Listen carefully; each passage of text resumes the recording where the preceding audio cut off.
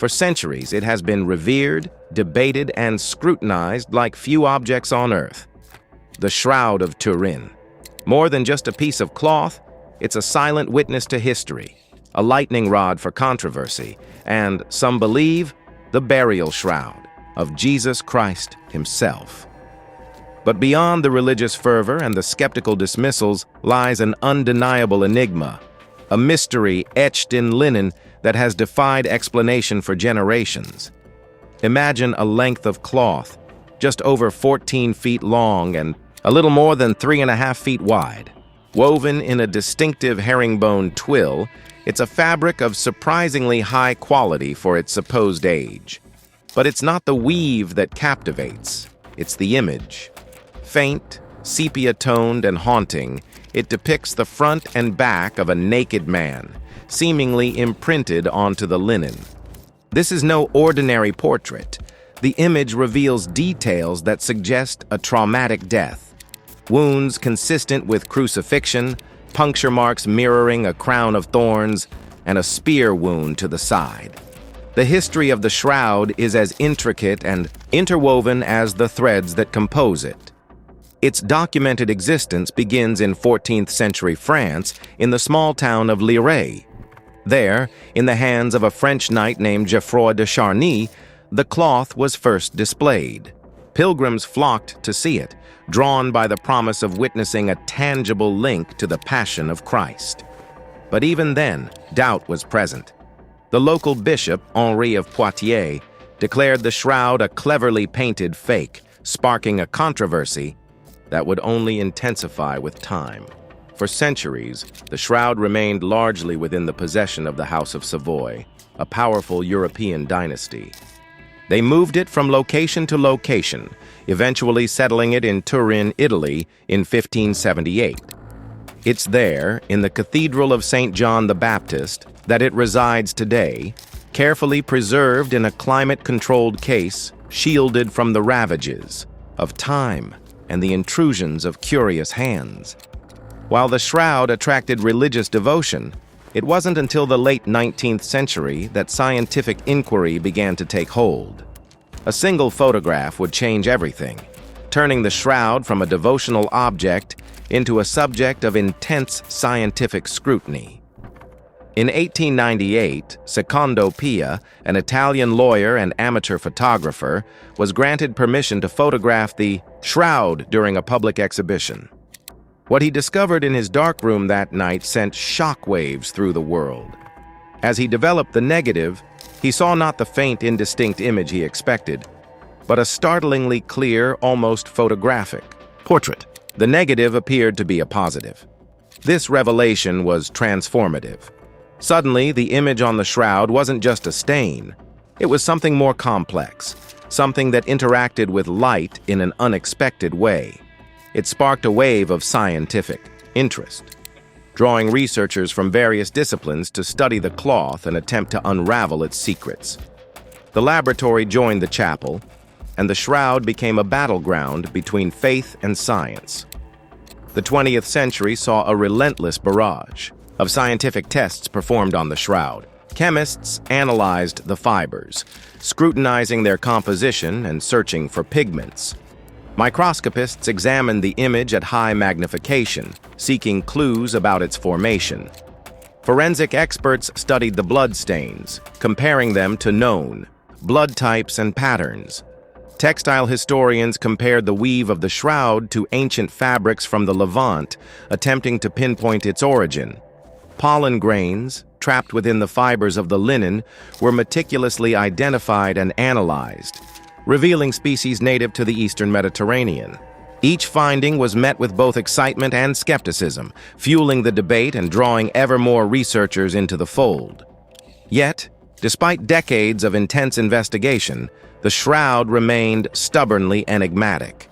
No single test could definitively prove or disprove its authenticity. The image itself presented a profound challenge. Unlike traditional paintings or drawings, it appeared to lack any discernible pigment. There was no evidence of brushstrokes, no binding agent, and no capillary action within the fibers. The discoloration seemed to reside only on the surface, as if the cloth had been gently kissed by light, leaving behind a faint impression. Even more perplexing was the discovery of a correlation between the darkness of the image and the theoretical distance from a human body. Areas that would have been in closer contact with the body, such as the nose and forehead, appeared darker, while areas farther away, such as the cheeks, appeared lighter. This suggested that the image somehow encoded spatial information, a characteristic that defied easy explanation. Attempts to replicate this effect using various methods, such as heat, vapor, and chemical reactions, yielded imperfect results. The reproductions were close, but not exact. The shroud remained singular, a unique artifact that resisted easy categorization. Then came the firestorm of the 1988 carbon dating results. 3 independent laboratories using radiocarbon dating techniques concluded that the shroud dated from the 13th or 14th century. This seemed to be a decisive blow against its authenticity, relegating it to the realm of medieval forgeries. The news spread like wildfire, seemingly ending the debate once and for all. But even in this apparent victory for science, doubt lingered. Critics questioned the validity of the carbon dating results, pointing to the possibility of contamination or the presence of later repairs to the sampled area. The corner of the shroud where the sample was taken was known to have been handled extensively and subjected to heat and smoke from fires. Textile experts argued that this corner might contain threads from a later period, skewing the results. The debate raged on, fueled by conflicting interpretations of the data and passionate arguments from both sides. The shroud refused to be reduced to a simple answer, continuing to present a paradox that defied resolution. A picture that behaves like a negative before photography, a surface effect without pigment, a depth relationship that hints at spatial information, a contested age that may tell us more about sampling than about origin. And that's where we stand, at the intersection of reverence and rigor, ready to explore the next frontier in the shroud's long and winding journey. For centuries, the Shroud of Turin has been subjected to rigorous scientific scrutiny. From early photography to radiocarbon dating, researchers have employed a vast array of techniques, each seeking to unlock the secrets held within its ancient fibers. Yet, despite these persistent efforts, definitive answers have remained elusive. What we need to understand is that traditional methods, while invaluable, possess inherent limitations. Think about it. Visual inspection, even with powerful microscopes, is ultimately constrained by human perception.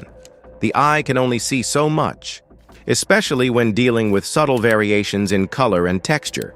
Chemical analyses, while precise, are limited by the availability of samples and the potential for contamination. Radiocarbon dating, as we've already discussed, is susceptible to errors arising from sample selection and post-depositional alterations. These methods, for the most part, rely on linear analysis, examining individual components in isolation.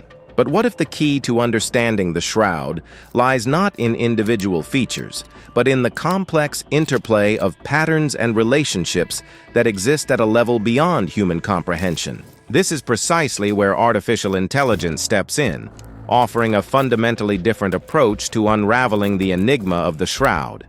AI, unlike human researchers, is not bound by the limitations of visual perception or subjective interpretation. It can process vast quantities of data from multiple sources simultaneously, identifying subtle correlations and hidden patterns that would otherwise go unnoticed. Think of it as a super-powered detective capable of piecing together fragments of evidence that are too small or too complex for the human mind to assemble.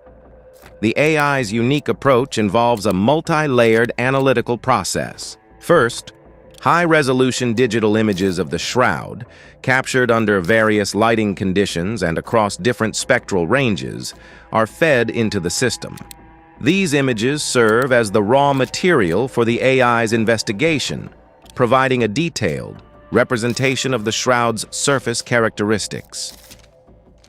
Next, the AI employs sophisticated algorithms to analyze these images, searching for patterns and anomalies that might hold clues to the image's origin and formation. This includes techniques like principal component analysis, which identifies the dominant variations in the image data, and convolutional neural networks, which are trained to recognize specific features and patterns, such as repeating motifs or subtle variations in texture.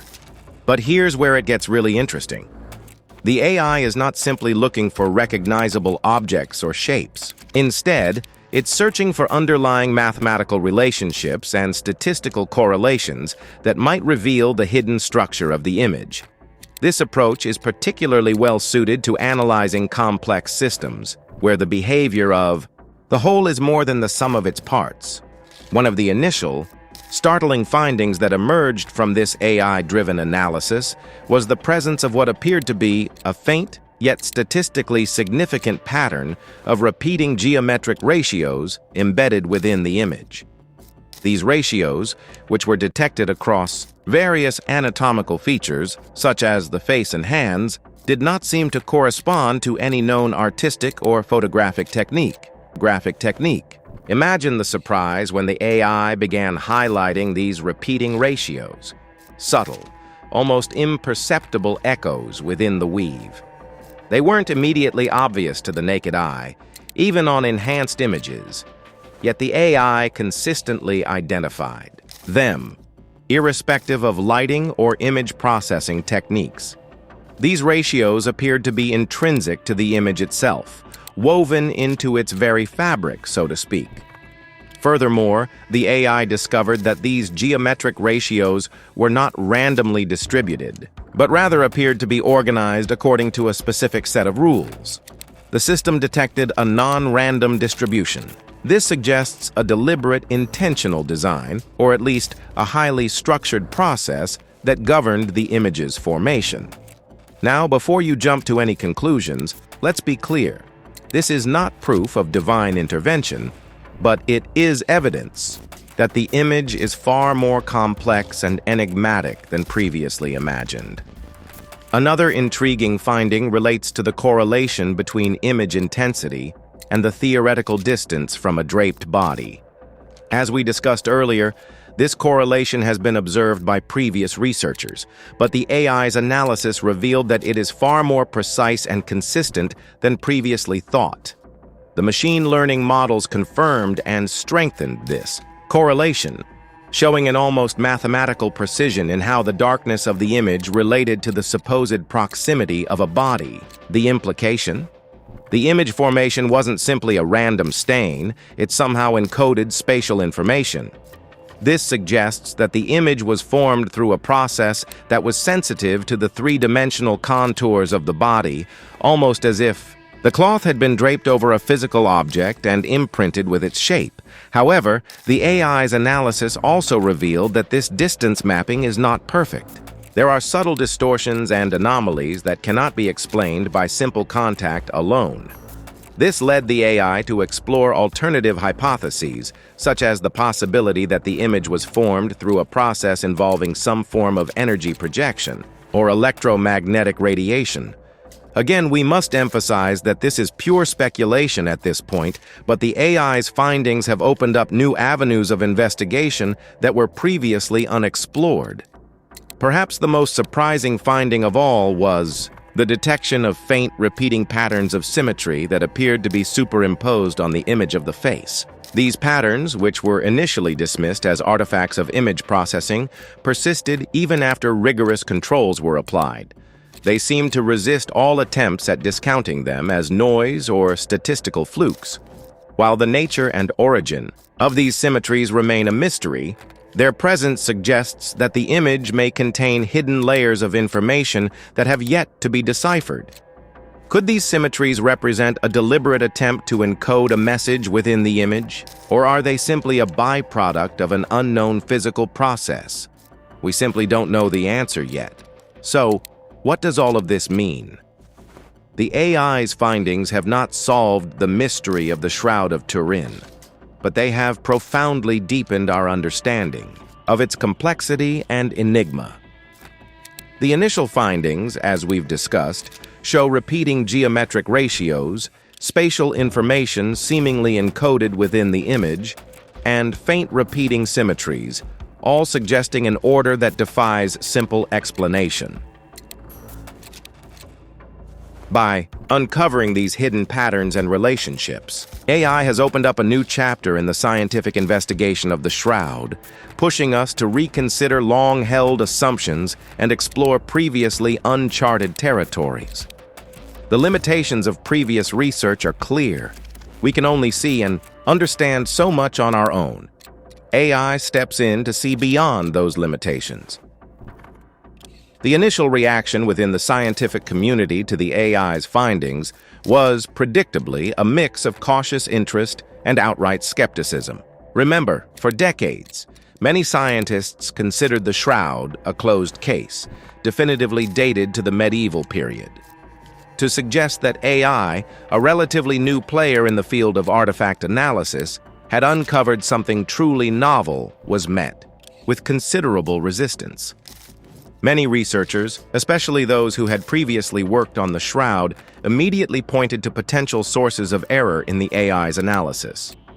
Could the AI have been picking up on subtle patterns in the weave of the linen itself, rather than anything related to an image formation process? Could it be mistaking variations in thread density or subtle distortions in the cloth for meaningful spatial information? Could the algorithms be seeing patterns where none actually existed, a phenomenon known as pareidolia, where the mind perceives familiar patterns, like faces, in random stimuli? These were valid concerns, and they needed to be addressed rigorously. The researchers who had conducted the AI analysis understood this, and they actively sought to refute these criticisms. They ran control experiments, feeding the AI images of other ancient textiles, some of which had been deliberately stained or treated to mimic the appearance of the Shroud. The AI did identify patterns in these control samples, but they were qualitatively different from those found in the Shroud. The geometries were less consistent, the spatial correlations were weaker, and the overall patterns were far less organized. Despite these efforts, the skepticism persisted. Some critics argued that the AI's algorithms were simply too complex and opaque, making it difficult to understand exactly what they were doing and how they were arriving at their conclusions. This black box problem is a common challenge in AI research, and it can make it difficult to build trust in the results. However, there was also a growing sense of curiosity and excitement within the scientific community. Some researchers, particularly those who were less invested in the existing consensus, saw the AI's findings as a potential breakthrough. They were intrigued by the possibility that the Shroud might hold secrets that had been overlooked by traditional methods of analysis. One of the key areas of debate centered on the question of image formation. How could an image with the unique characteristics of the Shroud's image have been created? The AI's findings seemed to rule out several common theories, such as painting or direct contact with a body. The superficiality of the image, its negative-like properties, and its apparent three-dimensional encoding all pointed to a process that was unlike anything seen in other historical artifacts. This led to a flurry of new research efforts aimed at replicating the Shroud's image using various experimental techniques. Some researchers experimented with different forms of radiation, such as ultraviolet light or corona discharge, to see if they could create a similar image on linen. Others explored the possibility of using electrostatic fields or other unconventional methods. While none of these experiments has yet been able to fully replicate the Shroud's image, they have provided valuable insights into the potential mechanisms involved. They have also highlighted the extraordinary challenges of creating an image with the Shroud's unique properties. One of the most significant challenges facing researchers is the limited access to the Shroud itself. The Shroud is a precious and fragile relic, and it is understandably protected from excessive handling and testing. This makes it difficult to obtain the data needed to fully understand its properties. Despite these challenges, the search for answers continues. Researchers are using a variety of techniques, including advanced imaging, spectroscopy, and computer modeling, to probe the Shroud's secrets. They are also drawing on expertise from a wide range of fields, including physics, chemistry, biology, and art history. The enduring questions surrounding the Shroud are not just scientific. They are also deeply intertwined with religious belief and cultural significance. For many people, the Shroud is a sacred object that holds profound spiritual meaning. For others, it is a fascinating historical enigma that challenges our understanding of science and art. Ultimately, the Shroud of Turin remains an unsolved mystery. The AI's findings have added a new layer of complexity to the puzzle, and they have sparked a renewed interest in this ancient artifact. Whether we will ever fully understand the secrets of the Shroud remains to be seen. But one thing is certain: the quest for answers will continue to captivate and inspire us for generations to come. The Shroud continues to hold its secrets close, whispering anomalies, but offering no easy answers. It demands humility from science and encourages faith to embrace scrutiny. This enduring enigma of the Shroud forces us to confront the limitations of our knowledge, the power of belief, and the enduring mystery of the past. And that, perhaps, is the most profound finding of all. We must continue to explore, experiment, and question, driven not just by a desire to solve the puzzle, but by a deep respect for the unknown. Because sometimes, the greatest discoveries are not the answers we find, but the questions we learn to ask.